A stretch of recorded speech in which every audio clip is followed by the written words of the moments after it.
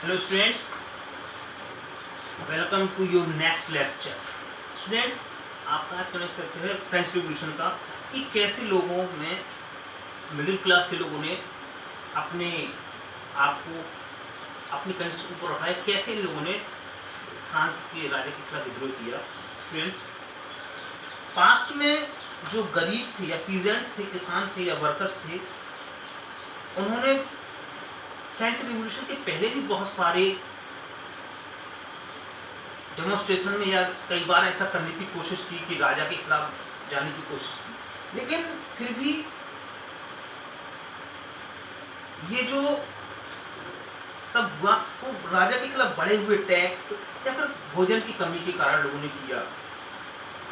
लेकिन स्टूडेंट्स, उस समय उनके पास कोई अच्छा प्लान नहीं था, ना ही उनको कोई साथ देने वाला था, ना ही कोई उनको अगुवाई करने वाला था, और साथ ही साथ उनका कोई संसाधनों की कमी थी उनके पास, जिस वजह से उनका ये जो विरोध था वो हमेशा दबा दिया गया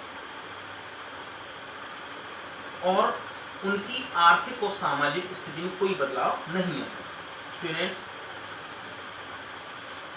और उन्होंने ये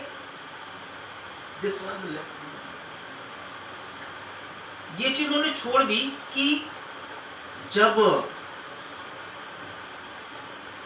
वो लोग कुछ और ज्यादा प्रॉस्परस हो जाएंगे भविष्य, आने वाले भविष्य में जब लोग नए आइडियाज आएंगे, नई शिक्षा आएगी, तब फिर ये लोग इसके बाद जाकर के ये लोग राजा के खिलाफ नई योजनाओं के साथ कुछ कर सकते हैं। स्टूडेंट्स, 18वीं शताब्दी में वहां के फ्रांस के समाज में बहुत सारे बदलाव आए। स्टूडेंट्स, और मिडिल क्लास ने सबसे ज्यादा तरक्की की, जिन्होंने बहुत सारा धन कमाया और उस धन को कमाने के लिए वो अपने कंट्री से, फ्रांस से दूर देशों को भी गए, समुद्र को पार करके उन्होंने व्यापार करना शुरू किया और बहुत सारा सामान मैन्युफैक्चर करना शुरू किया। और मिडिल क्लास के लोगों ने ऊन तथा सिल्क, इनके कपड़ों का व्यापार करना शुरू किया और उन्हें समाज के धनी लोगों में बेचना शुरू किया। उस अपने कंट्री से बाहर जाकर के उन लोगों ने इन चीज़ों को बाहर बेचना शुरू किया और मिडिल क्लास ने अपनी स्थिति मजबूत की। स्टूडेंट्स, इसके अलावा व्यापारियों ने बनाना शुरू किया और बनाने और बेचने के अलावा और भी ऐसे काम थे जो मिडिल क्लास के लोग कर रहे थे। उनमें बहुत सारे लोग एजुकेटेड थे, जो कि कुछ अपने प्रोफेशन से वकील थे, अधिवक्ता थे, कुछ प्रशासनिक सेवाओं में लगे हुए थे, और ये सभी शिक्षित थे। और उनका ये मानना था, ये विश्वास था कि समाज में कोई भी सोसाइटी या कोई भी ग्रुप किसी भी व्यक्ति को उसके जन्म के आधार पर कोई भी प्राइविलेजेस या विशेषाधिकार नहीं मिलने चाहिए। तो स्टूडेंट्स,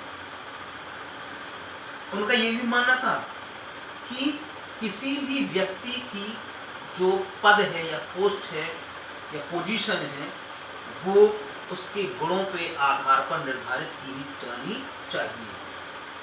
ये जो आइडियाज थे ये ऐसी विचारों पर आधारित थे जिनमें कि समाज में स्वतंत्रता और सबके लिए समान कानून, इन विचारों पर आधारित था।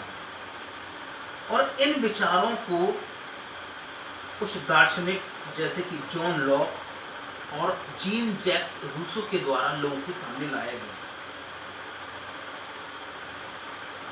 जॉन लॉक ने अपनी एक किताब the two treatises of government में कहा था, उन्होंने इस बात का खंडन किया था कि राजा के जो दैवीय और निरंकुश अधिकार हैं, जिन पर कोई रोक टोक नहीं है, वो सब खंडित, उसके उन्होंने खंडन किया, नहीं हम ये नहीं मानते। स्टूडेंट, और रूसो इस आइडिया को आगे लाए।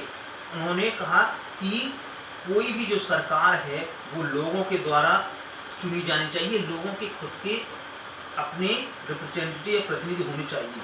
उन्होंने अपनी किताब, रॉबर्ट मॉन्टेस्क्यू ने अपनी किताब द स्पिरिट ऑफ लॉज में कहा कि सरकार के मध्य में जो भी शक्तियों का या पावर का जो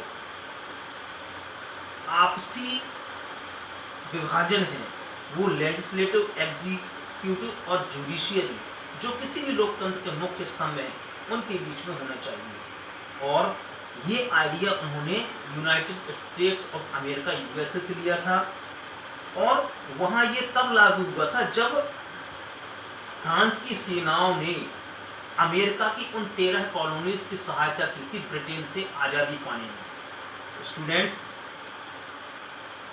और अमेरिका के कॉन्स्टिट्यूशन संविधान में इस बात की गारंटी दी गई थी कि